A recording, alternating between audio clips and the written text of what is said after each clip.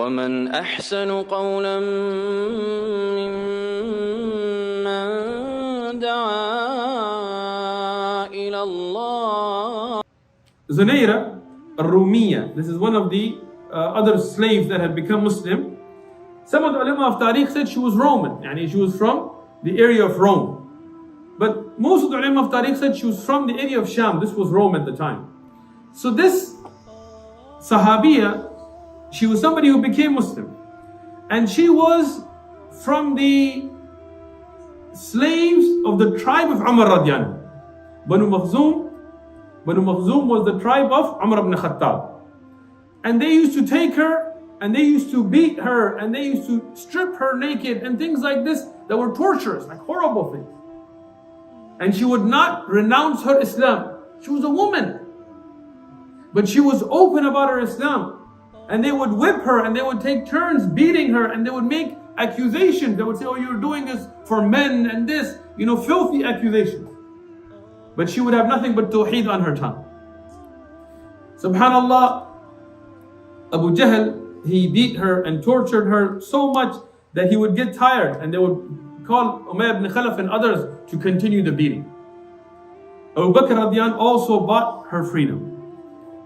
When she became free as a Muslimah, as Ibn Sa'ad, Ibn Ishaq has in their books, Ibn Abi Shaybah has this with the sanad that is Sahih Mursalan, she went blind.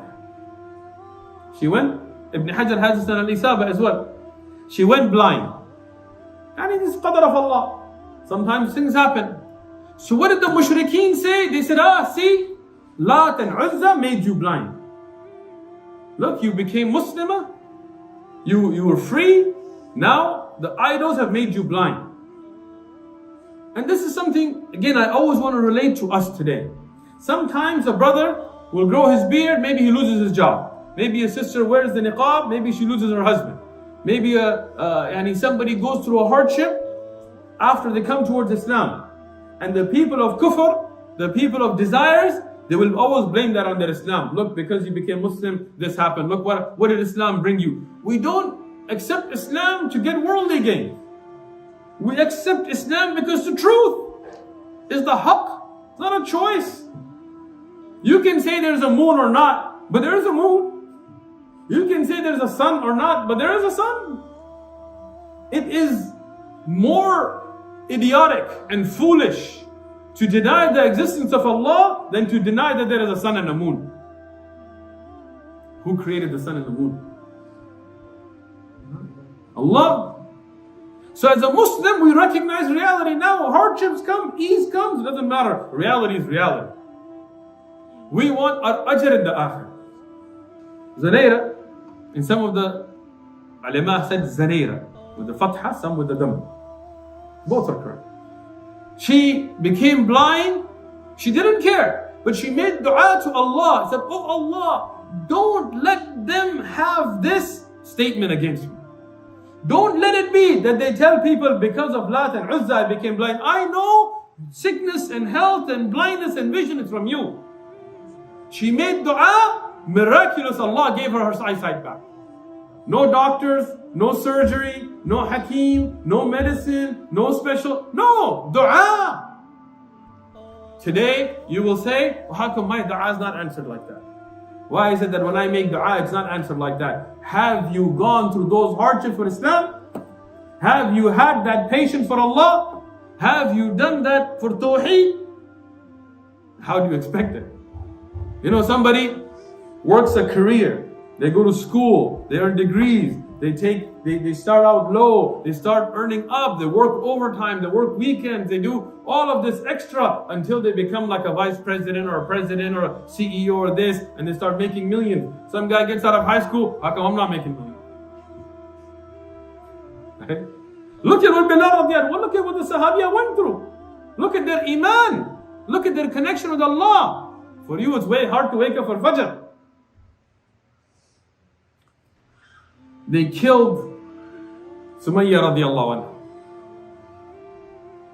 in front of her husband, in front of her son. This deen of Islam is something so valuable that we don't appreciate it. What sacrifices have been made for us to get this deen. Imagine your mother and your father are tied up in front of you and they're being whipped and tortured and beaten.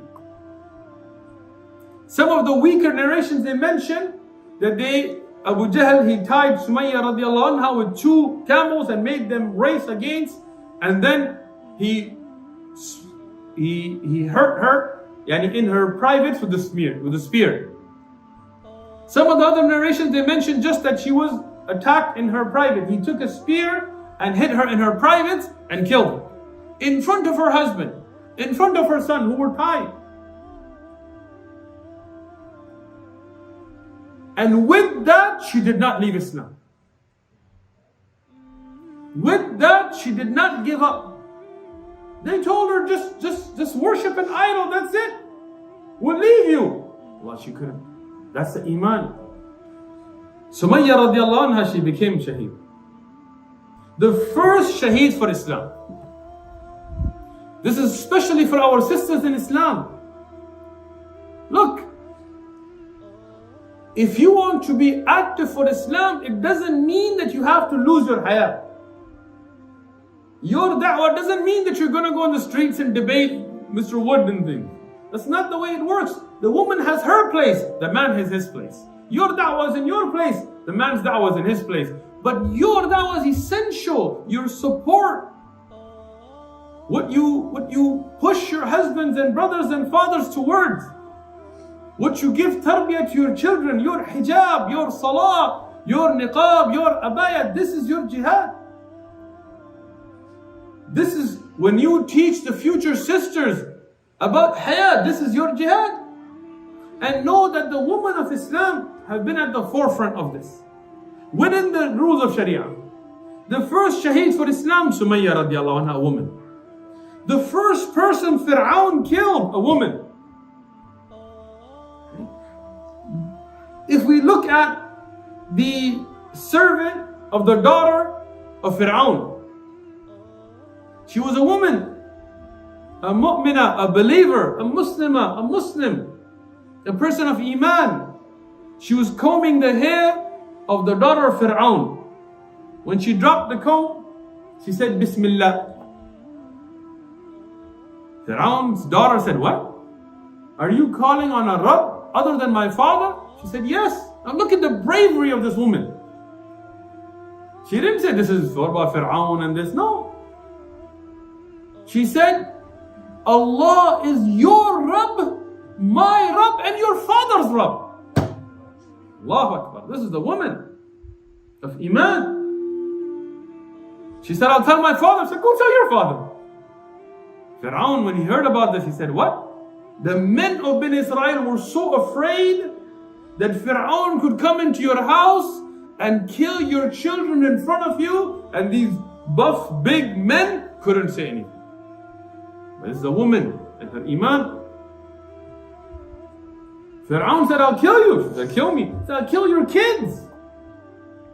She said, I just ask that you bury me with my children.